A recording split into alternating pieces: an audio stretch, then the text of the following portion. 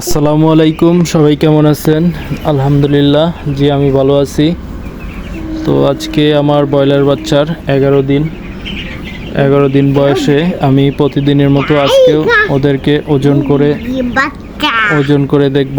তো দেখি মাশাআল্লাহ ওজন কতটুকু বৃদ্ধি পেল গতকালের চেয়ে। তো গতকালকে আসলে ওজনটা তেমন একটা বেশি বৃদ্ধি পায় নাই। তো আসলে দেখা যাক আজকে কতটুকু বৃদ্ধি পাইছে। তো আপনাদেরকে ওজন করে দেখাবো। আজকে 11 দিন। তো 11 দিনে আমার মুরগিগুলোর কীরকম ওজন হলো এবং দুইটা দাগ দেওয়া আছে, সেই দুইটা ওজন করব, প্লাস পাশাপাশি একটা বড় সাইজের মুরগি ধরে ওজন করে দেখাবো। কারণ এখন প্রতিদিন ওদের ওজন কিন্তু বৃদ্ধি পাবে মাশাআল্লাহ। তো দেখা যাক, কারণ খাবার খাবে আর ওজনটা বৃদ্ধি পাবে ঠিক মতো। ব্রয়লার মুরগি আপনার নির্দিষ্ট একটা টাইম হলো ওদের প্রথমে 5 দিন ওরা তেমন একটা ওজন বৃদ্ধি পাবে না, শুধু আকার গুলো চেঞ্জ হবে। আর পরের 5 দিন থেকে একটু একটু করে ওজন বৃদ্ধি পাবে। তো 10 দিন পরে থেকে মোটামুটি গড়ে অ্যাভারেজ প্রতিদিন 40 গ্রাম 50 গ্রাম করে বৃদ্ধি পাবে। আপনার 17-18 দিন পর্যন্ত এরকমই বৃদ্ধি পাবে। তারপরে দেখা যায় যে 19-20 দিন থেকে মোটামুটি প্রতিদিনে গড়ে 100 থেকে 150 গ্রাম করে বৃদ্ধি পাবে। কারণ ওই টাইমটুকুই ওদের বৃদ্ধি পাওয়ার বেশি সম্ভাবনা থাকে, কারণ ওই টাইমে ওরা খাবারটা প্রচুর পরিমাণ খাবার খাবে এবং গোয়ার খাবারটা খাবে।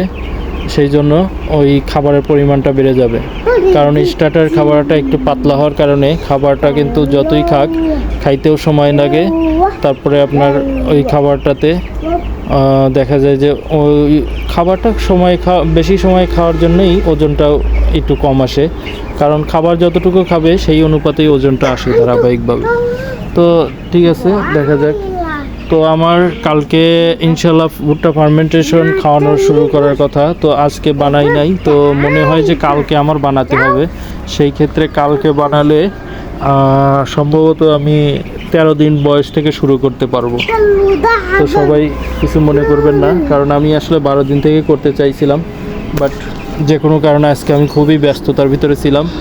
যদি আমি আর একটা নতুন একটা প্রজেক্ট শুরু করতে চাইতেছি। আমার ছাদের নিচেই আর একটা ঘর আছে যেখানে আমি গরু পালন করব ভেবেছিলাম। তো ওখানে আমি একটু মাচাল সিস্টেম করে ভাবতেছি 100-150 মুরগি, ব্রয়লার মুরগি ওখানে মাচালে পালা যায় কি না। তো দেখা যাক, সে প্রজেক্টেও শুরু করলে পরে আপনাদেরকে আমি জানাবো এবং খুব শীঘ্রই ওটা শুরু করব ইনশাল্লাহ। আর ওটা আমি যেহেতু মাচাল সিস্টেমে করব, তো আমার ওখানে ইনশাল্লাহ আমি মনে করতেছি আমার মেডিসিন খরচটা আমি আরও কমাইতে পারবো এবং আমি অ্যান্টিবায়োটিক মুক্ত কিছু মুরগি উৎপাদন করব এবং সেই মুরগিগুলো আমি আমার যাই হোক আমার এলাকায় আমি ভালো দামে বিক্রি করব। ভালো দামে বলতে যাই হোক যেটা ন্যায্য দাম সেই দামে বিক্রি করব, কিন্তু একটা ন্যাচারাল একটা মানে যে মুরগির স্বাদ, সেই স্বাদটাই অনুযায়ী আমি মুরগিটা যাতে মানুষকে সার্ভিস দিতে পারি। তো দেখা যাক, আপনারাও দোয়া করবেন।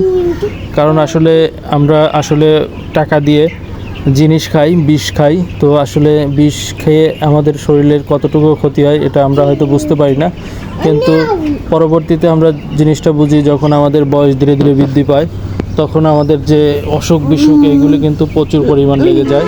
কারণ এইগুলির প্রধানত কারণ আমরা অ্যান্টিবায়োটিক যুক্ত খাবার, এই খাবারগুলি যেমন হাইব্রিড খাবার, তারপর সারযুক্ত খাবার, আবারও এইসব মুরগি যারা অ্যান্টিবায়োটিক করে খাওয়ানো হয় সেইগুলি, যার কারণে আমরা কিন্তু আসলে এই আমাদের ভিতরে অসুখ বিসুখ লেগে যায় সব সময়। তো এই অসুখ বিসুখ হওয়ার কারণটাই কিন্তু এই অ্যান্টিবায়োটিক আমরা মুরগি খাওয়ার কারণে। তো যাই হোক, এরকম আরও অনেক কিছু খাই যার কারণে আমাদের অসুখ বিসুখটা, রোগ প্রতিরোধ ক্ষমতাটা আর তত থাকে না।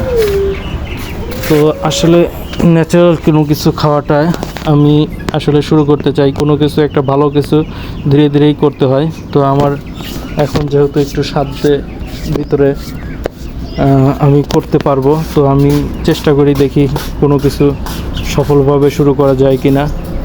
কারণ আমরা খামারিরাই কিন্তু নিজেদের ভিতরেই আমাদের যদি আসলে চেষ্টা থাকে তাহলে ভালো কিছু করা সম্ভব। তো সবাই দোয়া করবেন। আমি আসলে নতুন প্রজেক্টটা করলে পরে আপনারাও জানতে পারবেন। আজকে 11 দিন মুরগির বয়স।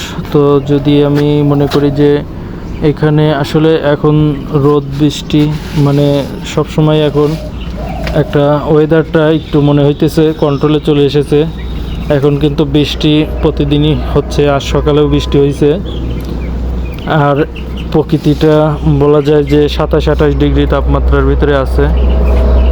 তো আমি একটু করব, মানে যেহেতু ওয়েদারটা শুকনো, মানে ওয়েদারটা ঠান্ডা আছে, তো এই যে মুরগি ওজন করা শুরু করলাম।